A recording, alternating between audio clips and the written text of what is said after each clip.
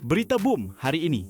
Meskipun 11 tahun bergelar anak seni, pelakon dan pengacara Nazmi Adwa mengakui perjalanan kerjayanya penuh cabaran apabila namanya sering ditolak mentah-mentah oleh beberapa stesen televisyen. Menurut beliau, pelbagai usaha dilakukan termasuk mengikuti kelas lakonan demi menimba ilmu, namun rezeki tidak selalu memihak kepadanya. Katanya, namanya pernah digugurkan saat akhir oleh produksi dan stesen televisyen, malah ada pandangan mengatakan dirinya sudah tidak relevan dalam dunia lakonan atau pengacaraan.